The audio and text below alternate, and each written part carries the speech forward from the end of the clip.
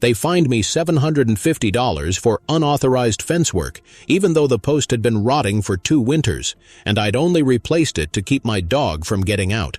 7 days later, a patrol car idled by my driveway while I was staining the boards. Welcome to my channel. I'm Mark Ellison from Franklin, Tennessee, a property appraiser by trade and a reluctant legal researcher by necessity. If you're new here, I break down real HOA power plays and how to fight back without losing your home. Subscribe if you like seeing justice built plank by plank. And tell me, where are you watching from tonight? That morning started like any other. Coffee too strong, inbox too full, and a printed notice taped to my mailbox that read, Violation 00456B, fence repair without approval.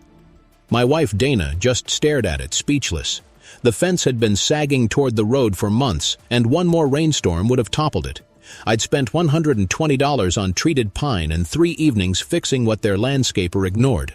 Apparently, that act of responsibility counted as rebellion. I didn't say anything when I saw the patrol lights blink from across the cul-de-sac later that afternoon. 2 cruisers, engines rumbling. A woman in a green wrap dress, Karen Porter, HOA president, stood beside them, gesturing wildly toward my yard. I heard her sharp voice cut through the air. "He's defying our covenant again, officer." I wiped my hands on a rag, walked over, and asked the officer if there was an actual complaint or just theater. He said it was a courtesy check. Courtesy. That word tasted like vinegar. I handed him a printed copy of my property deed, the easement map clearly showing the fence inside my boundary line. The officer looked at it, sighed, and said, "Sir, you're fine. Just keep the peace."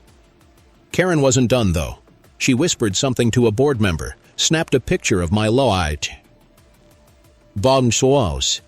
plate, and marched off like she'd won. That night, I couldn't sleep. Every creak in the house felt like a new citation waiting to happen. I kept thinking of my father, who lost our family's first home after a zoning fight back in 1997. He told me once, "Paper beats anger, son. Always keep your paper." I still had his old binder labeled Property Docs, the edges soft from years of handling, and I pulled it down from the shelf. Inside, a clipped article from 2003 about selective enforcement doctrine. He'd highlighted a line, "Rules must be applied evenly or not at all."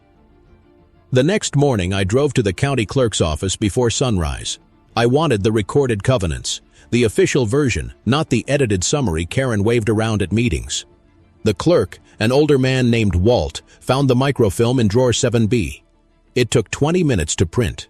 There it was, a line most people never notice, Section 5.3b. Homeowners may perform ordinary repairs to maintain safety without prior approval. Dated and stamped April 8, 1999. Knowledge nugget number 1. HOA rules are only enforceable as written and recorded. Summaries mailed to residents have no legal authority if they omit original clauses. By noon, I'd scanned everything, annotated it, and sent certified copies to the HOA's registered agent and insurer. I didn't expect an apology, but I expected acknowledgement. Instead, I got silence, and a $50 administrative fee tacked onto my monthly dues for processing costs. Dana wanted to let it go, but I couldn't. It wasn't about $50. It was about being bullied out of our own decisions. When my neighbor, Sam Delgado, came over that evening, retired engineer always carrying his thermos of black coffee, he said, "You know, Mark, they count on people folding. Maybe you should make them read their own covenant aloud." That line stuck with me. So did the image of Care, and pointing at me while a police cruiser's lights flashed behind her. I decided then, no yelling, no breaking rules. I'd use their paper, their process, and their pride against them. I started by logging every interaction, date, time, who said what, even tone. A spiral notebook sat by the door like a security camera in ink. On June 11th, 7:42 p.m., HOA patrol drove by 3 times in 15 minutes. June 12th, 9:03 a.m., friendly reminder email warning of further enforcement. June 13th, 6:25 p.m., 2 board members photographing my fence again, evidence by inches. A week later, I got a bright orange notice threatening a lien if I didn't pay assessment adjustments, totaling $300 by July 1st. That's when I realized this wasn't about the fence. It was about setting an example. If they could make me bend, The rest of the street would follow. I called my friend, attorney Angela Ruiz, who specialized in property law. She laughed quietly when she saw the notice. "They're bluffing. They can't record a lien without an actual debt, and you've got the clause to prove you were compliant." She suggested I attend the next HOA board meeting, open session, and read the covenant aloud on record. "Keep it polite, keep it factual, but make sure someone's filming," she said. That advice sounded simple enough, but I could already sense how they'd twist it. Karen didn't lose gracefully. Before I left Angela's office, she added, "Mark, be ready for pushback. Once you corner a board that thrives on control, they retaliate. Just stay lawful and document everything, always." I thanked her, stepped out into the humid Tennessee dusk, and thought of my father's words again. Paper beats anger. The air smelled like rain and printer toner. As I walked to my truck, a text buzzed from an unknown number. "You'll regret stirring the pot. No signature." I smiled, tight, not amused, and replied, "I keep receipts." Then I drove home to organize them. That message became the first page of my retaliation log. I printed it, stapled it to the back of the violation notice, and labeled the stack File A, Threats. By the next week, I had 4 more pages. Anonymous texts, screenshots of Facebook comments from burner accounts repeating HOA talking points, and a sudden uptick in courtesy inspections. On June 18th, a man with a clipboard showed up, claiming to be from Property Compliance. No badge, no ID, just a branded polo with the HOA logo. I asked to see his credentials. He mumbled something about authorized under Section 9 and walked off. 10 minutes later, I received an email warning me not to interfere with association contractors. I replied with a short note. Per Tennessee Statute, Bar 66, 27403, entry onto private lots requires owner consent unless for emergency maintenance. Please clarify your authority in writing. No reply. Instead, a new violation appeared in my online account. Unapproved lawn sculpture. It was a bird feeder. Dana started to worry we'd get blacklisted by local lenders. She'd read online that HOA disputes sometimes trigger credit flags. That night, she asked quietly, "What if they really file something?" I told her the truth. Then they'll have to record it publicly, and that's when I get to subpoena everything. The following evening, I visited Sam again. He was tinkering with a weather vane in his garage, radio playing old jazz. "They're baiting you," he said, tightening a screw. "The trick is patience. Let them think you're rattled. Meanwhile, find what they missed." He was right. Every HOA makes mistakes, usually in paperwork. So, I dug. I filed an open records request with the county for every amendment the HOA had ever recorded. The clerk, now on my side, handed me a USB with scanned PDFs. As I scrolled through, I noticed something odd. The latest fence approval rule referenced a meeting date, April 2021, but there were no minutes filed, just a summary typed months later, unsigned. Knowledge nugget. 2. For any HOA amendment to be valid, it must be adopted in a properly noticed meeting with recorded minutes and signatures from a majority of property owners, not just board members.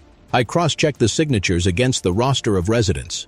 Out of 187 homes, only 51 were represented in the minutes, barely 27%. The Tennessee Common Interest Ownership Act requires at least 67% approval for structural covenant changes, meaning their fence rule was void from the start.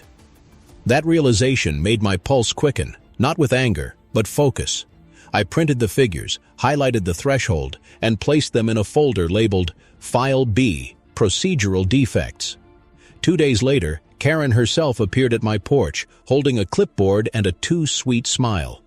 "Mark," she began, "we'd really appreciate it if you'd just pay the fines and move on. Everyone else has." "Everyone else doesn't read the bylaws," I said. Her smile thinned. "You're making this harder than it needs to be." I looked past her to the street, where another board member stood taking pictures of my mailbox. "You mean harder for you," I replied. Her tone sharpened. "This community relies on uniformity. We can't have people rewriting the rules to suit themselves." "I'm not rewriting anything," I said calmly. "I'm quoting your own document, Article 5.3b. Ordinary repairs don't require approval." She glanced at the folder in my hand and scoffed. "You think one paragraph will save you?" "I think transparency will," I said. She left without another word, heels crunching on the gravel. Later that night, I sent certified letters to all 7 board members requesting the original meeting minutes and proof of owner approvals for the 2021 amendment. Legally, they had 10 business days to respond.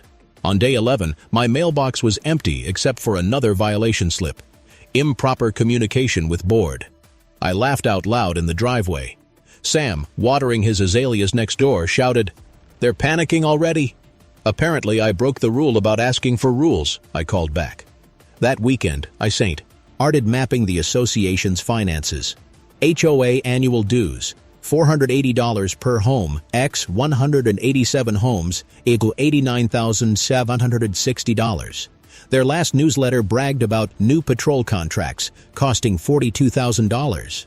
That left roughly $47,000 unaccounted for. I dug into the public filings. Turns out, the HOA's registered agent also owned the security firm. Conflict of interest, plain as daylight. Angela confirmed it when I forwarded her the documents. That's self-dealing, Mark. They'll deny it. But if you get an auditor to look at their 990s or the management company's books, it's game over. By mid-July, I had a plan forming. Quietly, methodically, I reached out to 3 neighbors: Sam, retired engineer; Carla, a school principal; and Mrs. Jefferson, 82, living on a fixed income. All 3 had been fined for trivial nonsense: mailbox paint tone, recycling bin visibility, flower pot placement. We met in my garage, the air thick with the smell of motor oil and truth. I laid out the evidence. Carla's eyes widened at the missing minutes. Mrs. Jefferson shook her head.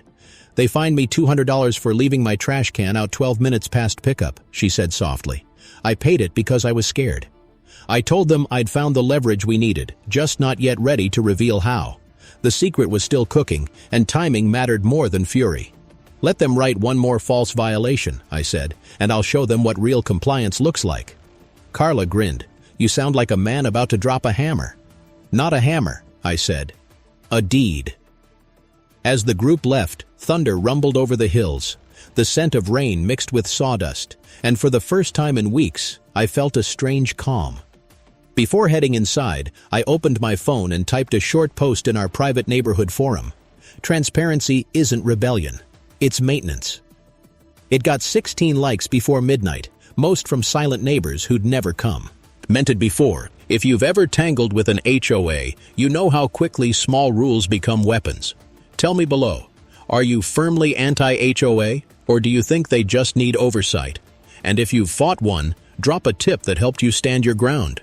If you're watching quietly from an HOA board seat, maybe leave your message for the rest of us right here. By Sunday morning, someone had slid a photo under my door, a printed screenshot of that post, with one word scribbled in red marker: enough. It was signed, K. By the next morning, the air in the subdivision felt different, like a tension wire stretched across every picket fence. The HOA board had posted a Community Integrity Bulletin on the notice board by the mailbox cluster. My name wasn't printed, but everyone knew who certain homeowners spreading misinformation meant. They'd used the word integrity like a weapon. Carla texted me a photo of it. "This is getting ugly. Stay smart." Ugly I could handle, sloppy I couldn't. So I doubled down on documentation.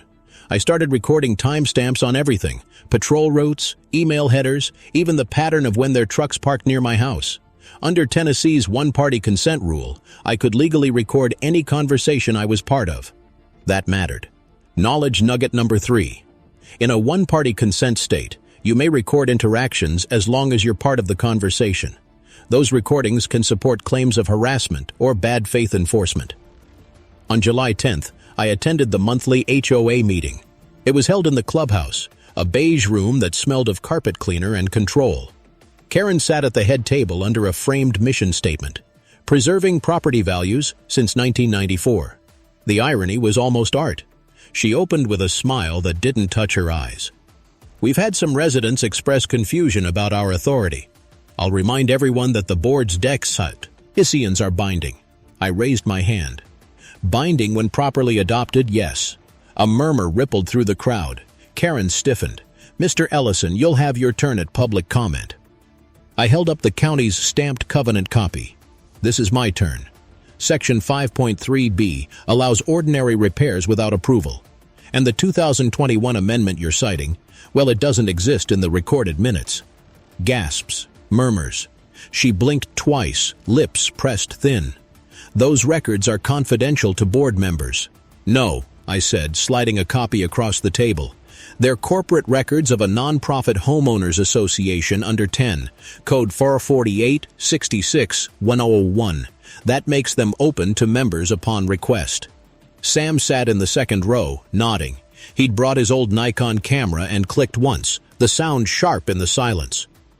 Karen leaned toward the microphone. This disruption. Transparency isn't disruption, I said. It's compliance. The room shifted. Carla whispered something to Mrs. Jefferson, who was clutching her oxygen bottle but smiling for the first time all night. Karen banged her gavel. Meeting adjourned.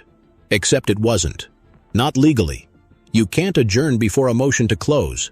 I noted the timestamp, 8:43 p.m., and the crowd's reaction. Confused, restless, angry. Outside, neighbors clustered under the sodium lights, voices rising. One man whispered, "They've been pocketing fees, I swear."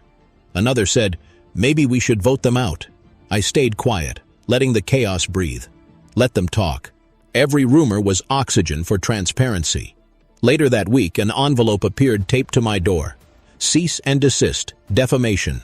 It cited false statements harmful to the reputation of the HOA, signed by their legal counsel.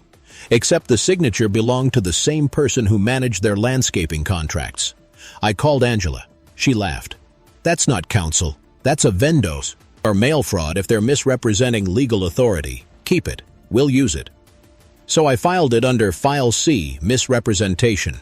My cabinet was filling up like a vault of quiet fire. Dana noticed the stacks one night. "Mark, how far are you going with this?" "Until they remember who owns this property," I said, "and who pays for their microphones." She didn't argue. She just poured another cup of coffee and whispered, "Your dad would have loved this." The next morning, I called a property auditor I'd met years ago, Leon Boyd, a man with ink-stained cuffs and the patience of a saint. I asked him to look over the HOA's tax filings. He chuckled. "If there's a leak, I'll find it." A week later, he emailed me one line. "Check parcel 214B. I did. And that's when I found it, their biggest oversight yet. Parcel 2114B wasn't common property.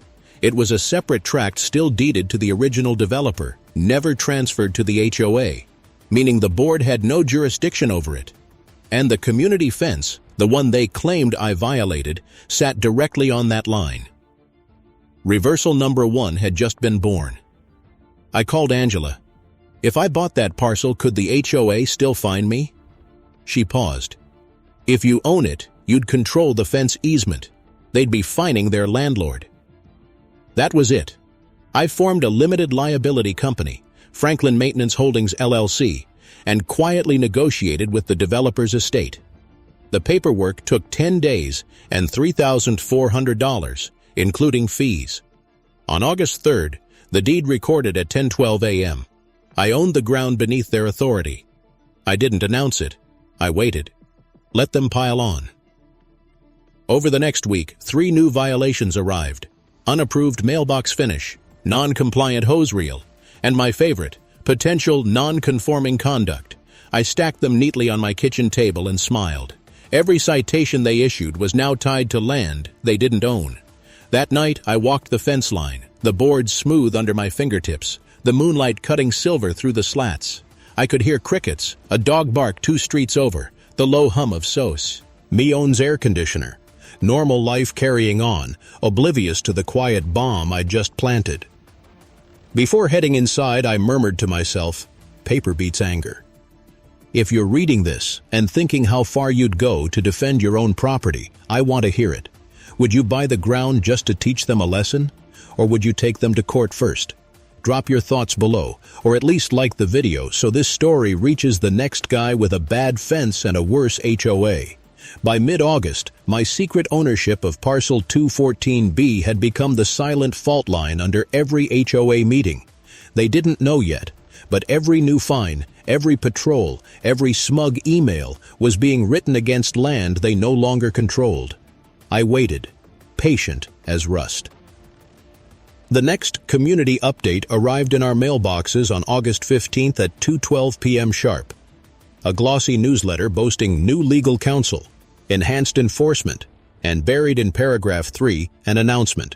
Fence compliance inspections will resume August 20th. Perfect. I called Angela that evening. They're scheduling an inspection on ground they don't own. Her laugh was low and sharp. Let them. I'll prep the notary and the deputy clerk. When they step 1 foot onto that parcel, they're trespassing. Just make sure you film. We planned every second of it. I positioned my GoPro on the porch railing, angled toward the fence line. Sam volunteered to stand by with his camera. Carla baked muffins for the deputies. She said confrontation went better with baked goods. On August 20th at 9:04 a.m., the first SUV rolled up. 2 board members, clipboards ready, and 1 hired security guard wearing mirrored sunglasses. They marched straight onto the easement. I waited until they crossed the marker post, then stepped out, deed folder in hand. "Morning," I said evenly. "Before you continue, I need you to look at this." Karen's voice snapped like it. "A dry twigs. We're conducting an inspection under HOA authority." "On whose land?" I asked. "This community's." "No," I said, handing her the certified deed stamped, recorded August 3, 2025, Book 217, page 449. "This is Parcel 214B, private property of Franklin Maintenance Holdings, LLC. That's me." She blinked, then laughed too loudly. "You're bluffing." I gestured to the deputy clerk stepping from his car, the neutral authority we'd arranged. He verified the deed, then looked at her. "Ma'am, he's correct. This parcel is individually owned. You'll need permission to proceed." The silence that followed was the sweetest sound I'd heard in months. Karen's face tightened, all color draining. This is obstruction." "No," I said. "It's ownership." Sam caught the moment perfectly, her hand frozen mid-gesture, the clerk's badge reflecting sunlight, the folder's gold notary seal gleaming. Visual beat number 1 locked. By noon, half the neighborhood had seen the footage. Sam uploaded it to our local Facebook group titled Know Your Covenants. Views climbed into the thousands. Comments poured in. "Didn't know you could even buy parcels like that." And, finally, someone standing up to them. That night, I received an email from the HOA's new counsel, a legitimate firm this time. They demanded a meeting to clarify jurisdictional misunderstandings. I agreed, publicly, at the next open session. 2 days later, while prepping for it, I uncovered something worse. Hidden in their financial filings, under landscape reserve, was a $9,800 charge to a company called Porter Outdoor Consulting. Same surname as Karen, same address as her husband's contracting firm. I printed the ledger, highlighted the line, and labeled it File D, Conflict of Interest. Angela whistled when she saw it. "That's your domino trigger, Mark. Kick that tile, and the whole line falls." Still, I knew better than to rush. HOA boards survive on procedural traps. I'd let them set the stage for their own fall. Following week, they plastered notices about a special assessment vote for security enhancements, $250 per home. 93 homeowners needed to approve for it to pass. I suspected they'd pad the numbers. Knowledge nugget number 4. Special assessments exceeding 20% of annual dues require a supermajority of owner votes, not board approval. Any miscount or proxy abuse voids the assessment entirely. I spent 3 nights cross-checking email timestamps, IP headers, and proxy submissions from residents who'd complained of never receiving ballots. Out of 187 homes, 47 ballots had identical metadata, submitted from one IP address belonging to the management company. Fraud, plain as daylight. When I confronted Karen via certified letter, she responded with another defamation warning. But this time, she copied their insurer. Rookie mistake. Once an insurer receives notice of potential fraud, they must investigate or risk coverage voidance. I knew what came next. Auditors, depositions, panic. By September 2nd, our community's whisper network was humming. Neighbors stopped me on walks, half smiling, half afraid. "You really own the fence land?" one asked. "Just taking care of maintenance," I said. At home, Dana laid out dinner in silence, then finally asked, "Do you think they'll try something physical?" I shook my head. "No, they'll use paper again. It's all they know." That night, as rain slicked the windows, I rehearsed my remarks for the upcoming meeting. The set piece. The microphone would squeal, the papers would slap, and one signature would shift the balance of power in this neighborhood forever. And just before sleep took me, I caught the faint metallic click of the mailbox closing outside. I went to check. Inside was a plain envelope with no return address. One line typed in bold. "We know about your LLC." I smiled, folded it neatly, and dropped it into File A Reese, where it belonged. What about you? If you discovered your HOA president was funneling community money into their own company, would you expose it publicly or wait until you had every document nailed down? Tell me below. Your call could shape the next story we tell here. The night before the meeting, I lined up my files on the kitchen counter like soldiers before deployment. File A through D, each tab marked with black Sharpie, each binder clip tight as a promise. Dana watched me pacing, my reflection cutting through the sliding glass door into the dark yard. "You look like you're about to go to trial," she said. "In a way I am," I replied. "But the jury lives next door." The next morning, September 8th, the clubhouse lot was packed. More cars than I'd ever seen at any meeting. Neighbors who usually avoided conflict were suddenly early, coffee in hand, eyes alert. The air outside was hot and close, and you could smell tension like ozone before lightning. Karen stood at the door greeting people with a polished smile that didn't match the tightness in her shoulders. Her husband lingered near the refreshment table, whispering to board members like a general briefing troops before battle. Inside, I set up my phone on a tripod, visible but unobtrusive. I'd already confirmed with Angela that Tennessee was one-party consent, but I announced it anyway for transparency. For the record, this meeting's being documented for accuracy. A few heads nodded. Karen's jaw flexed. She opened with the usual boilerplate, agenda, minutes, perfunctory motions, and then the special assessment vote recap. "The measure passed with 94 approvals," she said brightly. I raised my hand. "I'd like to see the certified tally." She sighed. "Mark, this is not the time for theatrics." "Then when is the time for truth?" I said, stepping forward, "because 47 of those votes came from the same IP address, your management company's office." The room murmured. Her face hardened. "That's an outrageous accusation." I held up the printed metadata logs. "Outrageous, but true. These are the headers from the HOA's own email system. Identical timestamps within 23 seconds. That's not democracy, Karen. That's duplication." Sam leaned forward in his chair, recording every second. Carla whispered, "Got her," under her breath. Karen grabbed the mic. "Our management company simply assisted elderly residents who—" "From your husband's IP?" I interrupted, sliding File D across the table. The highlighted line glowed under the fluorescent light. "Porter Outdoor Consulting, $9,800. Landscaping Reserve." "You mean the same management company your family profits from?" Gasps. A paper rustled somewhere. Dana, sitting near the back, met my eyes and gave the smallest nod. Steady, proud. Karen stammered, "That's a coincidence. The board approved." "Without quorum," I said. "The amendment that authorized that spending never achieved the 67% threshold. You forged consent." For a heartbeat, the room was silent except for the hum of the ceiling fan. Then Mrs. Jefferson, in her gentle, trembly voice, said, "You fined me for having a blue mailbox. But you stole from us?" That broke the dam. Neighbors started shouting questions. One man waved his dues receipt like a flag. Another yelled for an audit. Karen tried to gavel the noise down, but the mic shrieked, feedback slicing through her voice. She slammed it off. That's when the clubhouse door opened and two uniformed county auditors stepped inside. Angela had timed it perfectly. They were there on a public complaint, official badges visible. "Good evening," the taller one said. "We're here to review certain financial discrepancies." Karen's husband froze.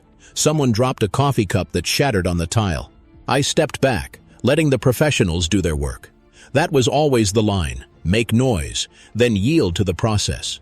The auditors collected the ledgers, checked signatures, verified deposits. The board members exchanged looks like chess players who suddenly realized the board was gone. When they finished, the taller auditor turned toward the crowd. We'll issue a formal report within 10 business days. In the meantime, no further assessments should be collected. Applause rippled through the room, uneven but real. I packed my files slowly, savoring the sound. As I turned to leave, Karen hissed quietly, "You think this makes you some kind of hero?" "No," I said, meeting her eyes. "Just a homeowner who reads." Outside, the sun had set. The parking lot glistened under the streetlights, rain beginning to fall in soft, deliberate drops. Sam caught up to me, laughing. "You just dismantled a fiefdom with paper, man." I shrugged, exhaustion catching up with me. "Not done yet. They'll come back harder." He nodded, serious now. "Then document harder." Over the next week, retaliation arrived like clockwork. Petty citations stacked up. Excessive lawn watering, unapproved lighting temperature, unsightly workbench visible through garage window. A patrol car idled again near my house. An anonymous post online claimed I was under criminal investigation for fraud. Dana's hands shook when she showed me the post. What if people believe this? Let them, I said, though the pit in my stomach disagreed. I emailed Angela and filed a harassment complaint with the county's property oversight office. I knew the drill: stay lawful, stay calm, keep receipts. Still, one night at 2:17 a.m., I woke to headlights sweeping across the living room wall. I peeked through the blinds. A pickup idling by the curb. It sat there for 3 minutes, then drove off. No plates visible. Dies. It was the only moment I felt real fear, not for me, but for Dana. I added the event to File A. Fear documented becomes evidence. Evidence becomes leverage. By September 17th, whispers started that the board had called an emergency executive session. Closed door. The same old play. Except this time, I was ready. I smiled, checking the countdown timer I'd set weeks ago. The one labeled, Parcel Transfer Notice, T3 days. Reversal number 1 had detonated. The aftershock was coming. Now it was just a matter of letting their own paperwork collapse in slow motion. How about you? When someone in power breaks the rules, do you strike back publicly or gather proof quietly until they can't deny it? Tell me in the comments below. 3 days later, I stood in front of my computer watching the timer hit 0. Parcel Transfer Notice, 0002 DYNQ. Right on schedule. That single file, one notarized notice of easement restriction, was the fuse for the next explosion. I uploaded it to the county registry portal at 9:01 a.m. and sent copies to the HOA's insurer, the management company, and the county recorder's office. The document simply clarified that any structure or signage placed within Parcel 214B without the owner's consent constituted trespass. Clean, factual, airtight. By lunchtime, the HOA's email list was on fire. Residents forwarding, replying, panicking. Someone wrote, "Wait, does this mean the HOA can't patrol that fence line anymore?" I didn't answer. Silence was strategy. That afternoon, a courier arrived with a letter hand-delivered from the HOA attorney. It dripped with desperation dressed as confidence. Your recorded notice interferes with association governance and must be rescinded immediately to avoid legal escalation. I placed it neatly into File E overreach. Then I drove to Angela's office. She read it once, then twice, laughing softly. They just admitted jurisdiction. This letter proves they know your ownership is valid. She stamped the page received and added it to her folder. Now we wait for them to swing and miss. 2 days later, they did.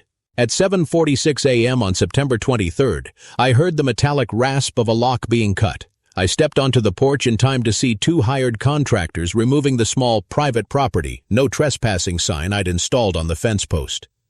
I called out, calm but loud. "You have permission for that work?" They froze. Karen appeared from her SUV, phone in hand, shouting, "This fence belongs to the community!" I raised my own phone. "You're trespassing on privately owned land. Please step back." She waved her phone like a weapon. "I'm calling the sheriff." "Good," I said. "So am I." When Deputy Holcomb arrived, A man built like a refrigerator with a calm Tennessee drawl. He listened to both sides, checked the deed I provided, and called dispatch to verify parcel data.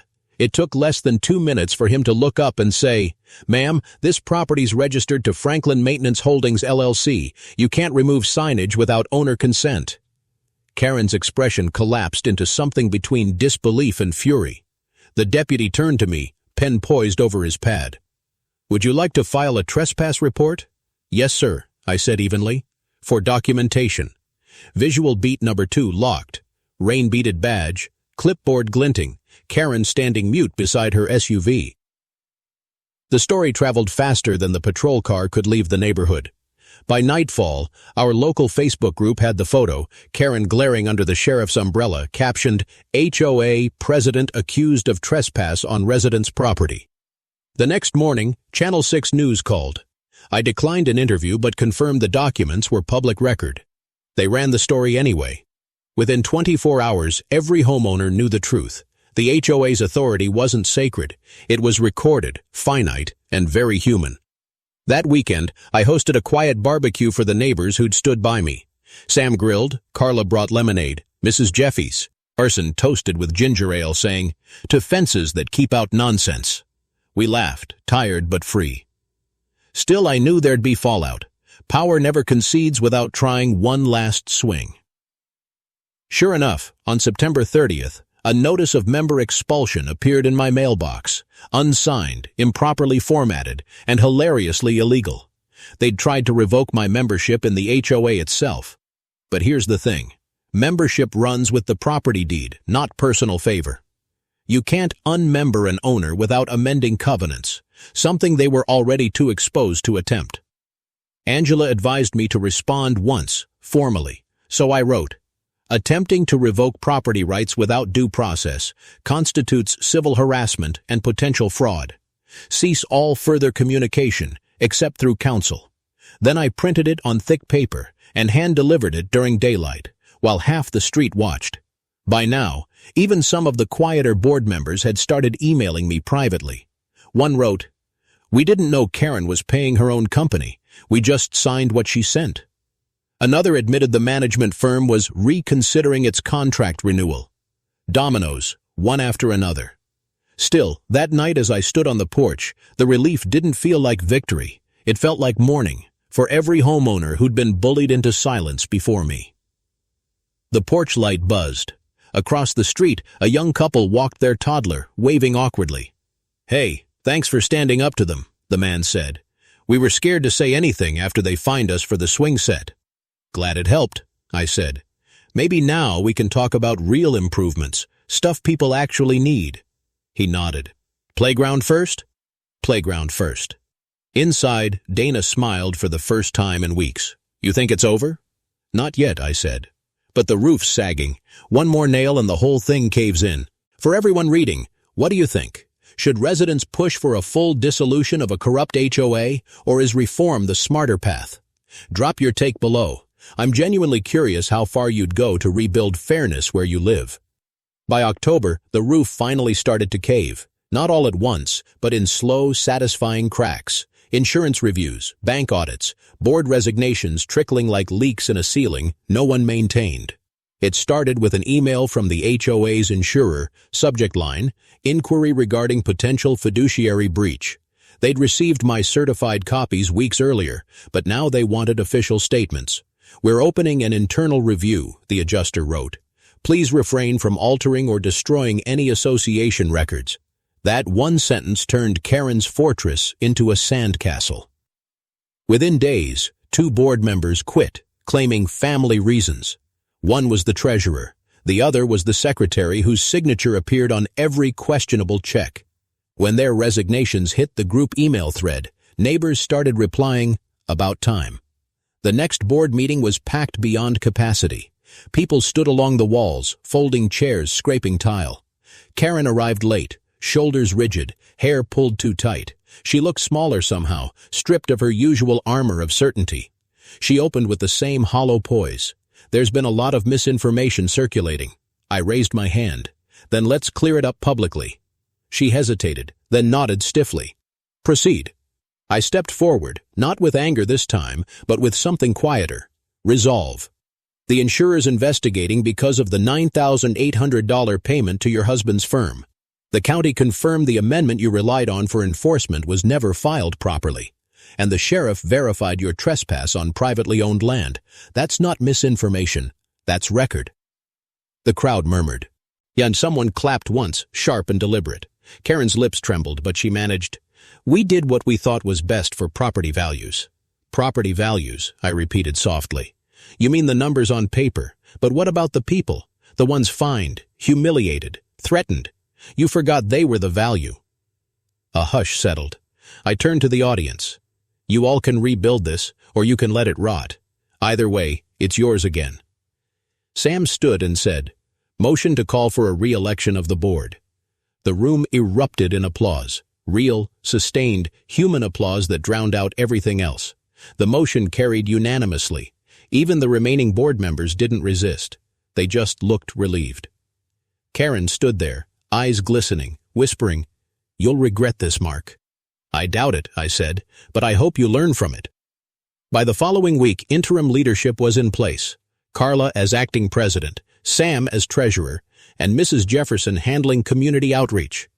The new board's first act was to release the auditor's preliminary report, $18,450 in unexplained disbursements, missing receipts, and unauthorized vendor contracts, all traced back to Karen's signature. The county referred the findings to the district attorney's office for review. For realism's sake, prosecutors don't move fast. But word travels quick. The news ran a follow-up story titled, Homeowner's Paper Trail Exposes HOA Mismanagement. The thumbnail showed the fence, sunlit and ordinary, with the caption, Justice at the Property Line. That night, Dana and I sat on the porch with coffee. She asked, Do you feel like you won? I thought for a moment. No, I feel like we cleaned a wound. She smiled. Maybe now it can heal. Across the street, the young couple's toddler ran in the yard. Sam waved from his driveway, and Carla walked by with a clipboard full of sign-up sheets for the first Open Volunteer Day. Normalcy was returning, slow, cautious, but real. Then, in my inbox, a new message arrived. From the county attorney's office. Mr. Ellison, we'd like to discuss potential community compliance reforms based on your findings. That line, reforms based on your findings, was the second reversal I'd been waiting for. Reversal number 2. Leverage traded for reform. At the meeting a week later, I sat across from 2 county officials, Angela and the new HOA leadership. We hashed out a consent agreement, term limits for board officers, annual third-party audits, a fee rollback of 15% for the next 2 years, open records access for all residents, and a new community access charter requiring public posting of all votes. In exchange, I agreed to withdraw the civil complaint against the association itself, so the insurance payout could go toward restitution for affected homeowners. The deal was fair, clean, sustainable. When the papers were signed, Carla turned to me. You could have destroyed them. I didn't want destruction, I said. I wanted proof we could reform. She nodded. Then you got it. We left the building together into a crisp October afternoon. The courthouse steps gleamed in the sun, the air smelling faintly of fallen leaves and copier ink. The sound of a gavel from a courtroom window echoed somewhere above, like punctuation. To everyone watching, what's your verdict? When power finally answers to its own rules, is forgiveness the right call? Or should people like Karen face every consequence to the letter? Drop your judgment in the comments, and don't hold back. The weeks that followed felt like waking from a long fever. Paper trails turned into policy, and silence gave way to conversation. The new board met in the open, literally, folding chairs on the green where kids rode bikes through fallen leaves. No more closed doors, no more whispered votes. I attended the first Transparency Day, sitting beside Sam as Kay. Carla outlined the reforms to a crowd of 40 homeowners. All meeting minutes will be posted within 5 business days, she read. Any fines above $200 require board review and written rationale. The crowd applauded after every line. Even the skeptics smiled when she announced the budget rollback. Mrs. Jefferson, frail but beaming, raised her hand. Does this mean I get my mailbox money back? Carla laughed. Yes, ma'am, with interest. I sat back, hands folded, listening. The sound of laughter and rustling papers filled the air, a community remembering itself. A month earlier, that same space had felt like a battlefield. Now it smelled of grilled burgers and cut grass. I realized then that victory isn't fireworks, it's the absence of fear. Still, there were practical ripples. The district attorney filed misdemeanor misuse of funds charges against Karen. Her husband took a plea deal, restitution and probation. The insurance company clawed back its payout. The management firm dissolved quietly a week later. The HOA itself didn't vanish. It reformed. The new bylaws required external audits, term limits, and mandatory ethics disclosures for board members. They even created a community fairness committee, chaired by none other than Sam, to mediate disputes before they turned into fines. Local news ran a third and final segment. HOA scandal spurs reform in Franklin subdivision. The closing shot was the same fence, sunlight glinting off its newly stained boards, a quiet line between ownership and belonging. Visual beat number 3 locked. The fence, the sky, and a single document, our new community charter, being pinned to the notice board with a silver thumbtack. That evening, I walked the fence one last time. The board smelled of cedar and rain. Dana joined me halfway, her hand brushing mine. "You did it," she said. "We did it," I corrected. She smiled. "You think was her dad would have been proud?" I looked up at the horizon, orange fading to blue. He'd probably say, "Keep your receipts." We both laughed, soft and tired. Back home, I placed all the files, A through E, into one final binder labeled Resolution. Inside the front cover, I taped the original violation notice that had started it all. The orange paper had faded, but the words still burned bright. Before closing it, I added one note in pen: "Paper beats anger. Community beats both." If you believe I fought the right way, and this is how it should end, say a few words in the comments for your friend. Subscribe so future stories reach you first. As responsible citizens, share this so others learn and find courage, because the next homeowner facing silence might just need proof that lawful persistence still works. What changed after? The HOA's insurance premiums doubled, forcing them to adopt transparency software instead of paying fines. A year later, the playground was built, paid for by recovered funds. Every kid on the block helped paint the sign, "Community belongs to everyone." I still get emails from other neighborhoods asking how to start their own reforms. I tell them the same thing every time: read your covenants, record your meetings, and never confuse compliance with surrender. Next case, there's a town 2 counties over where the HOA banned veterans from flying service flags. I think they might need a little paperwork lesson too.